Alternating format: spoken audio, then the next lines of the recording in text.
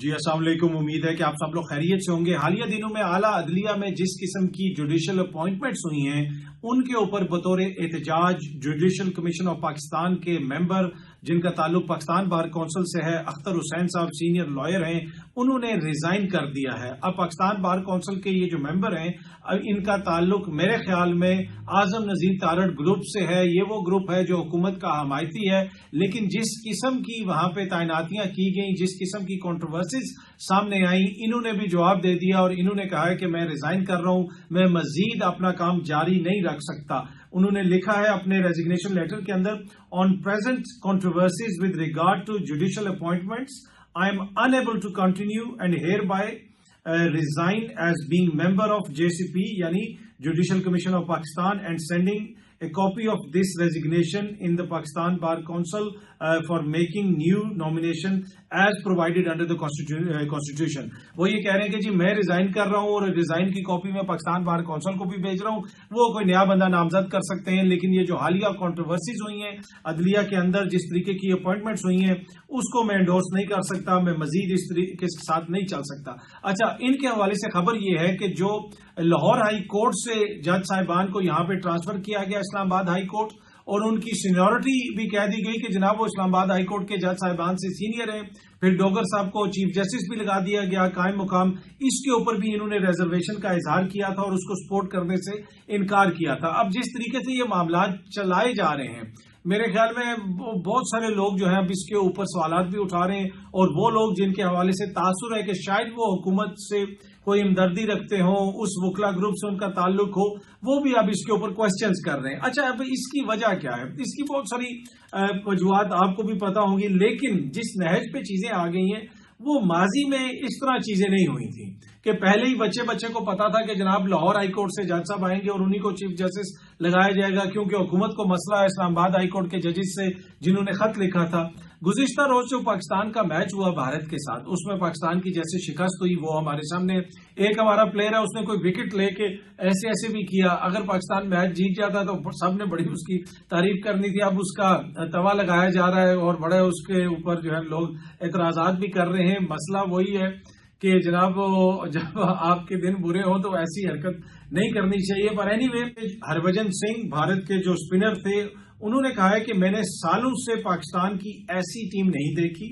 پہلے جب پاکستانی ٹیم آتی تھی تو ہمیں لگتا تھا کہ یہ ٹیم ہمیں لتاڑ سکتی ہے، ہمیں ہرا سکتی ہے، اس ٹیم میں سٹار کرکٹر تو ہوں گے مگر مجھے یہ ٹیم متحد نہیں دکھتی۔ اب ہربھجن سنگھ صاحب یہ کہہ رہے ہیں کہ وہ سالوں سے پاکستان کے کرکٹ کو دیکھ رہے ہیں، پاکستانی ٹیم کے ساتھ وہ کھیلتے بھی رہے ہیں، لیکن انہوں نے کبھی ایسی ٹیم نہیں دیکھی۔ اس کی کیا وجہ ہو سکتی ہے؟ اب ہربھجن صاحب کو ہم یہی بتائیں گے کہ اس وقت جو پاکستان میں معاملات چل رہے ہیں، یہ سالوں سے ہم نے بھی کبھی پاکستان میں ایسے نہیں دیکھے، ایسے جوڈیشل کمیشن کا ممبر ایسے ریزائن کر کے نہیں جاتا، اس قسم کے خدشات کا اظہار نہیں کرتا، ایسے ٹیم جو ہے وہ نہیں جاتی، ایسے ہمارا جو کرکٹ کا چیئرمین ہے وہ بھی ایسے نہیں ہوتا، نہ ہی وہ ایٹ دا سیم ٹائم وزیر داخلہ ہوتا ہے۔ تو جو بہت کچھ اس وقت پاکستان کے اندر ہو رہا ہے، تو اس کے اوپر ہربھجن سنگھ صاحب کو جہاں پہ حیرت ہے، وہاں پہ پاکستانی قوم بھی اس وقت ششدر ہے، وہ بھی دیکھ رہی ہے کہ جناب یہ معاملات کس طرف چل رہے ہیں۔ تو کسی ایک فیلڈ کی یہ حالت نہیں ہے، پاکستان کے اندر ہر فیلڈ کے اندر اس وقت آپ کو اسی قسم کے حالات کا سامنا ہے۔ اب میمز کس طرح کی چلتی ہیں، کس طریقے سے لوگ اس کے اوپر تنقید کرتے ہیں یا طنز کرتے ہیں، یہ بھی بڑا امپورٹنٹ ہے۔ سوسائٹی کے اندر آپ کو ایک سوسائٹی کا ریئیکشن نظر آتا ہے مختلف معاملات کے اوپر، اور آپ کو پتہ چلتا ہے کہ سوسائٹی کیسے سوچ رہی ہے۔ کل جب پاکستان میچ ہارا تو میمز چلنا شروع ہو گئی کہ وہ گراؤنڈ کے اندر کنٹینرز لگا دیے گئے ہیں، آنسو گیس پھینک دی گئی ہے، اور جناب وہ رزلٹ تبدیل کرنے کے لیے محسن نقوی صاحب نے جناب اپنے لوگ وہاں پہ بھیج دیے ہیں۔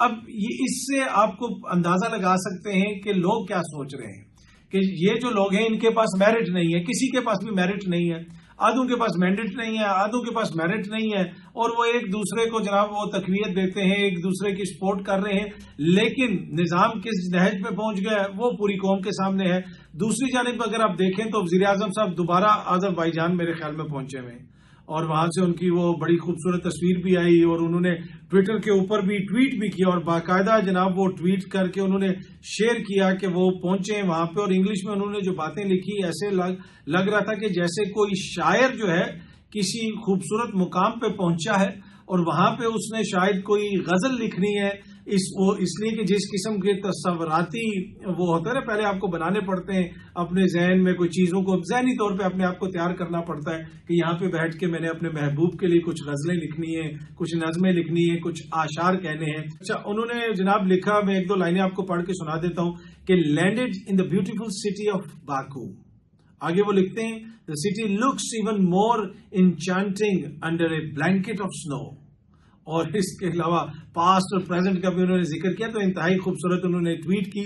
اینی وے وہ جناب وہاں پہ پہنچے ہوئے ہیں اور بتایا جا رہا ہے کہ بہت سارے ایم او یوز سائن ہو گئے، یہ ہو گیا وہ ہو گیا۔ یہ لگتا ہے کہ یہ buy one get one free ایک آفر ہوتی ہے۔ اکثر اگر آپ جائیں مغرب میں بھی اور شاید پاکستان میں بھی کچھ دکانوں پہ لگی ہوتی ہے کہ ایک چیز آپ خریدیں گے تو دوسری چیز ساتھ مفت میں ملے گی۔ مجھے لگتا ہے یہ آذربائیجان اور Belarus buy one get one free ہے ہمارے لیے، کہ ایک یا تو آذربائیجان ہم پہنچے ہوتے ہیں یا بیلاروس سے کوئی وہ صدر صاحب آ جاتے ہیں، تو لگتا ہے کہ یہ اسی قسم کی کوئی پیکج ڈیل ہے۔ اب باقی بیلاروس ہو جائے یا آذربائیجان ہو جائے، ان کی دنیا میں کیا سٹینڈنگ ہے اور یہ پاکستان میں کتنے خرب ڈالر کی انویسٹمنٹ کریں گے وہ تو آپ کو پتہ ہی ہے، یقیناً اربوں ڈالر کی انویسٹمنٹ آئے گی۔ ادھر ایک جینٹری صاحب آئے تھے جن کی ملاقات وزیر اعظم صاحب سے بھی کروائی گئی تھی اور بتایا گیا تھا کہ جی امریکہ والا بیانیہ تو یہ ہو گیا، اس کا پروگرام تو وہ ہو گیا۔ صحافیوں نے جناب الٹی چھلانگیں لگا لگا کے خبریں دی تھی کہ یہ ایسے ہو گیا ویسے ہو گیا۔ اور وہ جینٹری صاحب سے جب پوچھا گیا، ان سے ادھر ہی کسی صحافی نے بھی پوچھا کہ جناب یہ آپ کوئی ایم او یو سائن کریں گے؟ انہوں نے کہا جی میں ایم او یو سائن ہی نہیں کرتا، میں ڈائریکٹ معاہدے کرتا ہوں اور ڈائریکٹ یہاں پہ انویسٹمنٹ آئے گی، اور یہ کوئی مہینوں کی بات بھی نہیں، یہ دنوں اور ہفتوں کی بات ہے۔ اب کتنے دن ہو گئے ہیں، کتنے ہفتے ہو گئے ہیں جینٹری صاحب کو آئے ہوئے، کتنے معاہدے ہوئے ہیں مجھے نہیں پتا، لیکن یقیناً کچھ نہ کچھ پائپ لائن میں ہوگا، اور جب ہوگا تو سامنے نظر آ جائے گا اور ہمیں تو اس کی سب سے زیادہ خوشی ہوگی۔ ویسے جہاں پہ ہمارے وزیر اعظم صاحب باکو لینڈ کر کے بڑی زبردست قسم کی ٹویٹس کر رہے ہیں، شاعرانہ قسم کا ماحول بنا رہے ہیں کہ وہ باکو لینڈ کر گئے، دوسری جانب وہ جرمن زبان میں ہمارے وزیر اعظم صاحب نے ٹویٹ کی ہے۔ جی ہاں جی، جرمن زبان میں انہوں نے ٹویٹ کر کے وہاں پہ جو نئی جماعت جیتی ہے الیکشن، ان کو ٹیگ کر کے، ان ساری جماعتوں کو، ان سب لوگوں کو ٹیگ کر کے جناب انہوں نے مبارکباد دی ہے۔ اچھا، at the same time Pakistan کے اندر ملک میں ٹویٹر بین ہے، ایکس بین ہے، لیکن یہ دنیا بھر کو مبارکبادیں بھی دیتے ہیں، وزیر اعظم صاحب بھی استعمال کر رہے ہیں، حکومت کے دیگر محکمے بھی استعمال کر رہے ہیں۔ تو ہر بجن جو پریشان ہو رہا ہے کہ میں نے آج تک کبھی پاکستان کی ایسی ٹیم نہیں دیکھی، تو بھائی میں جس طرح میں نے عرض کیا کہ ہم بھی پریشان ہیں کہ ہم نے ایسے حالات کبھی پاکستان میں نہیں دیکھے، ایسا مذاق ہم نے کبھی بھی پاکستان کے اندر نہیں دیکھا۔ جو مذاق چل رہا ہے، اگر اسی کی کنٹینیوشن میں ایک چھوٹی سی چیز اور آپ کے ساتھ شیئر کروں، آج جسٹس بابر ستار صاحب کی عدالت کے اندر ایک معاملہ پیش ہوا کہ ایک 13 سال کے بچے کا نام جو ہے وہ ڈال دیا گیا ای سی ایل میں، اور اس کے اوپر انہوں نے جج صاحب نے پوچھا کہ سیکرٹری صاحب یہ کیا ہو رہا ہے؟ تو سیکرٹری صاحب نے کہا کہ میں معذرت خواہ ہوں۔ سیکرٹری داخلہ نے سے آگے سے انہوں نے کہا جی کوئی بھی اگر آپ کو 13 سال کے بچے کا نام بھیجے گا تو کیا آپ اس کو شامل کر دیں گے ای سی ایل میں؟ پر ہو رہا یہی ہے کہ جو کچھ آتا ہے نام، جو چیز آتی ہے، ہدایت آتی ہے، اسی کے مطابق سب کچھ ہو جاتا ہے۔ باقی اس وقت جو معیشت کی حالت ہے اس میں ایک اور چیز بھی ایڈ کرتا جاؤں کہ عمران خان صاحب کے دور میں 2022 میں جو غربت کی شرح تھی وہ 18% تھی، اس وقت 25% سے زیادہ ہو چکی ہے۔ اچھا، اب جہاں پہ لوگ اعتراض کر رہے ہیں، آبویسلی حکومت کے مخالفین اعتراض کر رہے ہیں، وہیں پہ اپنے جو حکومتی اراکین ہیں جو ماضی کے اندر جماعتوں کا اہم حصہ رہے وہ بھی تنقید کر رہے ہیں۔ اب چیف جسٹس صاحب کے حوالے سے شاہد خاقان عباسی صاحب نے ایک ٹی وی پروگرام میں جو بات کی وہ میں یہاں دہرانا نہیں چاہتا، لیکن عدالتی نظام جس نہج پہ پہنچ گیا ہے، کیا آپ کبھی سوچ سکتے تھے کہ ملک کا سابق وزیر اعظم ایک جمہوری دور کے اندر بیٹھ کے موجودہ چیف جسٹس صاحب کے حوالے سے اس طرح کا کامنٹ کرے جو شاہد خاقان عباسی صاحب نے کامنٹ کیا ہے؟ تو یہ ہر عقل مند کے لیے سوچنے کا مقام ہے کہ جناب یہ چیزیں اس نہج پہ کیوں پہنچی ہوئی ہیں۔ اچھا، اب جاوید عباسی صاحب جو سینیٹر بھی رہ چکے ہیں نون لیگ کے، انہوں نے کہا ہے کہ نون لیگ کا بیڑا غرق کرنے میں کیپٹن صفدر کا بڑا کلیدی کردار ہے۔ اب پارٹی میں صرف نوکری پیشہ لوگ رہ گئے ہیں۔ نواز شریف ہزارہ میں حقیقی طور پر الیکشن ہارے، باجوہ اور فیض حمید کے بغیر عدم اعتماد ان کے بس کی بات نہیں تھی۔ وہ جو کہتے ہیں نا جی یہ عدم اعتماد آئی اور بڑے آئینی طریقے سے آئی، اس میں بھی وہ یہ بھی یہی کہہ رہے ہیں کہ جی اس میں اس وقت کی اسٹیبلشمنٹ کا کردار تھا، انہوں نے ان کا ساتھ دیا اور یہ پھر انہوں نے عدم اعتماد کو کامیاب کیا۔ اور میاں صاحب ہزارہ سے بھی حقیقی طور پہ ہارے ہوئے ہیں، باقی جو لاہور کا ان کا حلقہ ہے اس کے حوالے سے جو پتن کی رپورٹ ہے، جو تحفظات ہیں وہ بھی آپ کے सामने हैं। अच्छा, पाकिस्तान बार बार जो मुख्तलिफ टूर्नामेंट्स के अंदर जो उसकी कारकर्दगी है वो हमारे सामने है। वैसे हमारी जो सियासी अशराफिया की कारकर्दगी है वो भी आपके सामने ही है, लेकिन जो मोहम्मद जुबैर साहब ने फरमाया है, उन्होंने कहा है कि मौसम नकवी के अंदर ये तीसरा मसलसल टूर्नामेंट है जिसमें पाकिस्तान ग्रुप स्टेज में ही बाहर हो जाएगा। क्या इन्हें इस्तीफा नहीं देना चाहिए? जी बिल्कुल नहीं देना चाहिए। क्यों दें जी वो इस्तीफा? वो तो उनको मेरे ख्याल में एक और वजारत दे देनी चाहिए। वजीर खारजा भी वो डिफेक्टो वजीर खारजा भी वो बने हुए हैं, अमेरिका भी वो जा रहे हैं, मुल्क में जो मसाइल हैं, सिक्योरिटी के मसाइल हैं, वजीर दाखिला उनको भी देखते हैं, क्रिकेट को भी वो देख रहे हैं, रोल्स राइस में वो दुबई में भी घूम रहे हैं। तो इससे बेहतर मेरे ख्याल में कोई शख्सियत आपको मिल सकती है। तो मुझे नहीं लगता कि उनको इस्तीफा देना चाहिए, उनको कैरी ऑन करना चाहिए। वो बेहतरीन काम कर रहे हैं, जबरदस्त वो काम कर रहे हैं। तो ये जनाब अब तक की थोड़ी सी तफसीलात थी इस वक्त तक जो कुछ हो रहा है। बाकी पाकिस्तान तहरीक इंसाफ, GDA, दीगर जमातें मिलकर एक बड़ा अलायंस बनाना चाह रही हैं और वो अलायंस ईद के बाद पाकिस्तान के अंदर कोई बड़ी तहरीक शुरू कर सकता है। अब देखते हैं कि उसमें मौलाना का क्या किरदार होगा, मौलाना उसमें किस हद तक शामिल होंगे। GDA काफी हद तक तैयार है। जुल्फकार मिर्जा साहब जो है उनके तहफुजात हैं, जरदारी साहब के हवाले से उनको सिंध में तहफुजात हैं, वो तो इस सारे मामले के ऊपर काफी हद तक तैयार हैं कि हमें अपोजिशन के साथ मिलकर एक बड़ा एहतजाज करना चाहिए। कुछ उनके लोगों को वहां पे गिरफ्तार भी किया गया जिसकी वजह से वहां पे रिजेंटमेंट भी फैली है सिंध के अंदर भी। और सिंध के अंदर अगर तहरीक इंसाफ और ये दीगर जो जमातें हैं ये एक कॉन्सेंट्रेटेड एफर्ट के तहत वहां पे कैंपेनिंग करें तो यकीन करें कि पीपल्स पार्टी से लोग वहां पे बड़े तंग आए हैं। ये तो पीपल्स पार्टी जिस तरीके से वहां से इलेक्शन जीतती है सारे लोगों को वो साथ मिला लेते हैं। अब आप देख लें कि वो आसमा भुट्टो जरदारी फर्स्ट लेडी जो कल मैच देखने भी पहुंची हुई थी दुबई में, वो बिला मुकाबला सिंध से इलेक्शन जीती। यानी पूरी सिंध के अंदर किसी माँ ने कोई ऐसा बच्चा, कोई ऐसा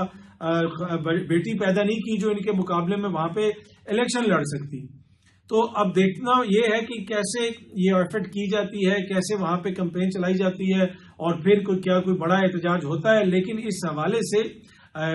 काम हो रहा है, सारी सियासी जमातों को ऑन बोर्ड लिया जा रहा है और ईद के बाद एक बड़ा एहतजाज प्लान किया जा रहा है। दूसरी जानिब हुकूमत के लिए जो सबसे बड़ा खतरा है इस वक्त, सबसे बड़ा खतरा वो हुकूमत के अपना तरीकाकार है। जिस तरीके से चीजों को बिल्डोज किया जा रहा है, बच्चा बच्चा पहले बता देता है कि जनाब ये हो रहा है, वो होने वाला है, लाहौर हाई कोर्ट से जाएगा, इस तरह किया जाएगा, कोर्ट पैकिंग हो रही है, ये हो रहा है, जो अदलिया के अंदर चल रहा है। उसी वजह से आज फिर अख्तर हुसैन साहब जैसे लॉयर ने भी उन्होंने भी कहा यार बस हो गई, बहुत हो गया, अब ऐसा नहीं हो सकता। ऑल्दो कि पाकिस्तान बार काउंसिल इस वक्त आपको हुकूमत के साथ नजर आती है, हुकूमत का हमायती ग्रुप जो है वहां पे इस वक्त आपको प्रिवेल करता हुआ नजर आता है। लेकिन जब चीजें इस नहज पे पहुंच जाएं तो फिर हर किसी की बहस हो जाती है। अटर फेलियर आपको पॉलिटिकल एडमिनिस्ट्रेटिव अटर फेलियर नजर आता है। हुकूमती इकदामात के अंदर कोई काउंटर नैरेटिव आपको नजर नहीं आता और जो है वो जिस किस्म के इश्तिहारात बन रहे हैं कि जी मैदान में छक्के मारे जा रहे हैं, खुद जो हुक्मरान हैं, इवन के वजीर आजम साहब भी इश्तिहार में काम कर रहे हैं। पहले तो एक दौर होता था कि हम तनकीद करते थे कि जी हुक्मरानों के इश्तिहार चल रहे हैं। अब तो हालत ये आ गई है कि हुक्मरानों के पास इतनी फरागत है कि उन्होंने इश्तिहारों में काम करना शुरू कर दिया। हमारे वजीर आजम साहब ने तो बाकायदा एक्टिंग की, बाकी AI से जो वीडियो बनाई गई उसके अंदर भी मरियम बीबी का नाम लगाया गया और वो छक्के मार रही हैं, ये हो रहा है, वो हो रहा है। तो मेरे ख्याल में ये तरक्की और ये छक्के, ये सारी चीजें इश्तिहारों तक ही महदूद हैं। बाहर जो ग्राउंड पे सिचुएशन है, चाहे वो क्रिकेट के ग्राउंड में हो, चाहे वो मौशी ग्राउंड में हो, चाहे वो सियासी ग्राउंड में हो, वो पूरी कौम के सामने है। वहां पे इनको रोज बदतर शिकस्त हो रही है, लेकिन उसके बावजूद ये बजिद है कि फॉर्म 47 के ऊपर जनाब हम जीते हुए। जब आपने अपने आप को खुद नंबर देने हो, अपने आप को खुद मार्क करना हो, तो फिर आप अपने आप को 100 में से 1000 नंबर ही देते हैं। जैसे मरियम बीबी ने नारोवाल के जलसे के बाद अपने आप को 100 में से 1000 नंबर दिए, तो ये मसलसल अपने आप को 1000 नंबर दे रहे हैं, लेकिन जमीनी जो हकायक हैं वो पूरी कौम के सामने है। बहुत जल्दी आप सब दोस्तों से दोबारा मुलाकात होगी। Thank you very much.